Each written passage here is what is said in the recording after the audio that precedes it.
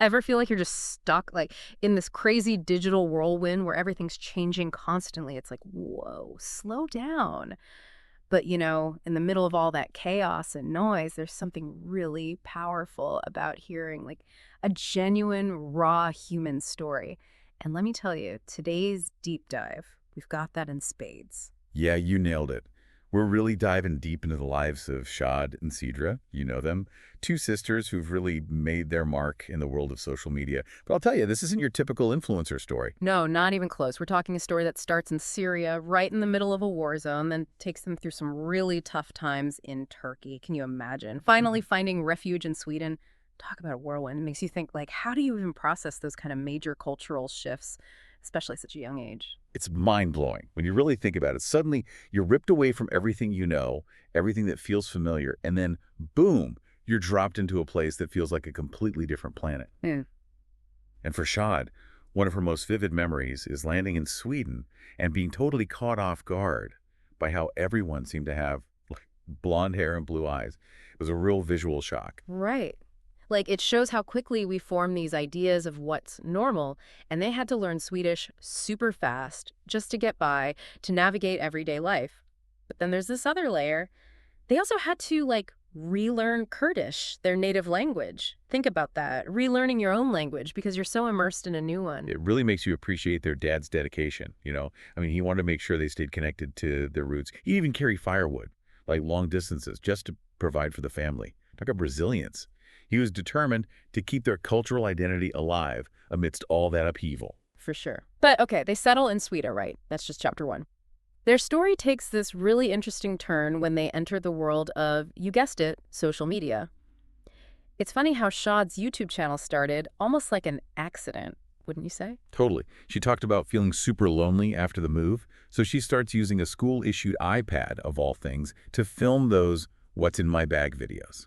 Just something to do, a way to deal with the isolation of being in a totally new place. It's so interesting to me that she starts filming in Swedish, but then makes this conscious choice to switch to Arabic. What do you make of that shift? For me, it really shows her growing confidence. Like she's finding her voice and wants to connect with a much wider audience. It's subtle, but super significant. You can see her sense of self evolving. And it makes you wonder, in today's world, with social media being so competitive, would they have blown up like they did if they were just starting out now? Back then, it felt like there were more opportunities, a more level playing field. Definitely a different landscape back then, that's for sure.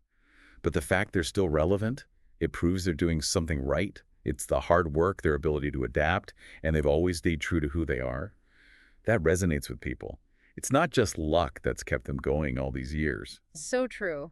But online fame, it always has a flip side, doesn't it? They've definitely had their share of negativity. Remember that whole thing where Shad got criticized for, get this, shopping at Primark? Can you believe that? Yeah, Primark, known for its affordability. It just shows the ridiculous expectations influencers face. It's insane. Like, you're going to judge someone for finding a good deal. I know, right? And good for Shad. She confronted it head on, called out the hypocrisy, started a conversation about online judgment, the pressure to be perfect, which, let's be real, is impossible. And so important because, let's be honest, their lives haven't exactly been perfect, at least not in the way we usually think about it.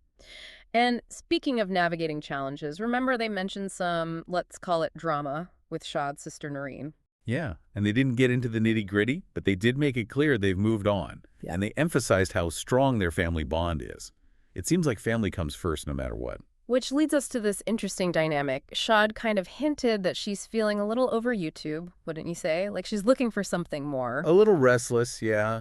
Admitted she's lost some of that initial passion. Even mentioned feeling like the whole YouTuber label is holding her back even though she's found success on other platforms. Instagram, Snapchat. It's wild, right? Feeling boxed in by a label that so many people would love to have. It shows how success, it's different for everyone, always changing. Absolutely. The digital world, it never sits still. What's in today is old news tomorrow. And it reminds me, there are so many different ways to approach this whole online world, even within the same family, right? I mean, then you've got Sidra, and she seems to have a completely different vibe when it comes to social media. Totally. Way less active, doesn't really identify as a YouTuber. Seems like she's happy doing her own thing at her own pace. Which is kind of refreshing, don't you think? It feels like everyone's always on these days, constantly promoting themselves. It's cool that they've both figured out how to be successful while still being true to who they are. It really challenges that whole one-size-fits-all mentality. They've each carved out their own space on their own terms. I respect that. It makes you think, like, how much pressure do we put on ourselves to, I don't know, be building a brand all the time, chasing likes? It's exhausting. But Shaad and Sidra, they seem to handle it all with their eyes wide open, you Yeah, know? 100%. And I thought it was interesting how they talked about relationships, especially in the context of their careers. They both admitted that it can be tough to figure out who's being real with you and who might just be trying to use you, especially with the whole fame thing. It's the oldest story in the book. Who's really got your back? Who's just along for the ride? Did it seem like they've gotten cynical about it? Not really cynical, just, I think, more careful. They've learned how to read people, that's for sure. Trusting their gut and sticking with the people who genuinely support them. Which brings me back to this theme of family that keeps popping up. It seems like no matter what's going on, that's their rock, their safe space. For sure. They were so down to earth when they talked about their family, obviously where they get their strength from, but also, you know, they have a lot of fun together. Remember that story about Shad being terrified of cockroaches? And her sister helped her get over it. So good. It's those little glimpses into their real lives. Those are the moments that make them relatable. Because at the end of the day, they're just two sisters trying to navigate life just like us. Exactly. They joke around, they steal each other's clothes, typical sibling stuff. But they made it so clear that family is non-negotiable. That's their red line. And I think that's one of the things I find so inspiring about their story. The world can be so self-centered, so focused on what's temporary, but they've chosen to prioritize something that really lasts: family. It's what grounds them. In a world where everything's constantly shifting, family is something they can always count on. And let's be real, they've been pretty open about the not so glamorous parts of fame, right? The pressure, people watching your every move. It takes guts to be honest about that when you live your life in the public eye.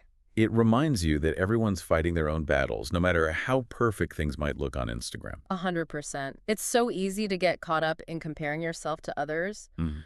But Shad and Sidra, they make you want to focus on what really matters. Define success for yourself, Don't let anyone else tell you what it should look like. Figure out your own red lines, like they said. Now there's an idea, right? What are the things you're absolutely not willing to compromise on? Those values, those relationships that you cherish, the things you would protect no matter what. That feels like something we should all be thinking about. It's a good question. It's easy to lose sight of those things when life gets crazy.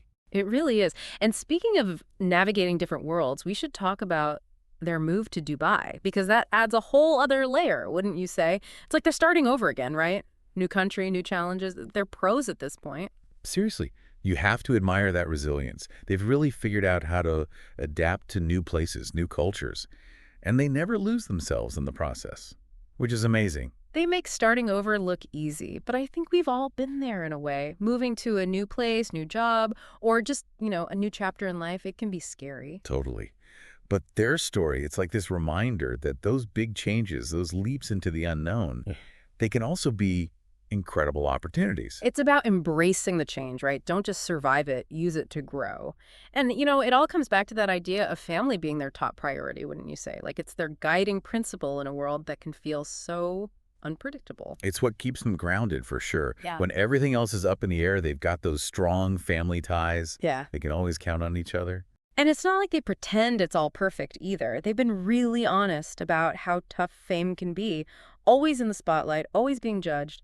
I think that takes a lot of courage. For sure. It reminds you that no one's life is perfect, no matter what they show online. Everyone's got their own stuff to deal with. It's so true. It's easy to forget that, especially with social media. But listening to them talk about their experience, it makes you want to hit the reset button, Yeah. Focus on the things that actually matter.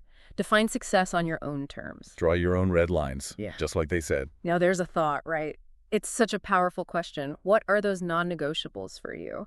The things you would never compromise on? What are the values, the people, the things that really matter at the end of the day? Something to think about, wouldn't you say? Absolutely. It's a question we should all be asking ourselves. Totally agree. And on that note, we're going to wrap up this deep dive. As always, a huge thanks to our listeners for joining us. Remember to subscribe so you don't miss our next deep dive. Until then, keep those conversations going.